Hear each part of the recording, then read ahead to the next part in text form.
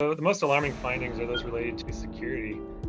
We found that the way that it transmits data is very insecure. So normally when you transmit sensitive data, you want to make sure, of course, that it's encrypted, which this app does.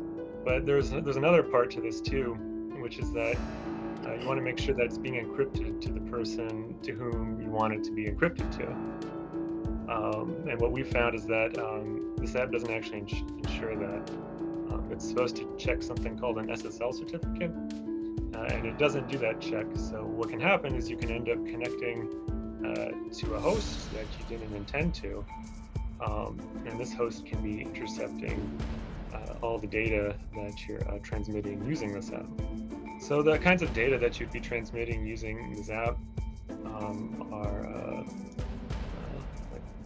personal information like passport numbers, your name, other sorts of personal details like that, but also medical information, so your vaccination status, test results. Part of the app is something called a health customs form, which you're required to fill out before you arrive in China in order to enter the country.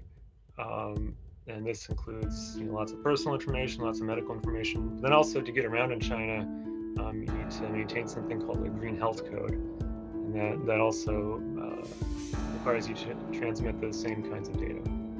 It's hard to recommend that someone uninstall the app if they're required to use it to attend the Olympics.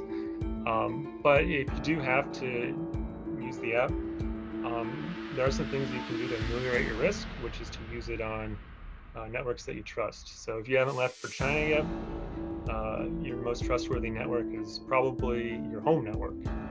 Of course, once you're traveling, you might be on hotel Wi-Fi, you might be on coffee shop Wi-Fi. Those networks aren't as trustworthy. But something you can do, especially if you have a VPN that works in China, and that is on a network that you trust, you can use that VPN to give you protection even when you're traveling abroad.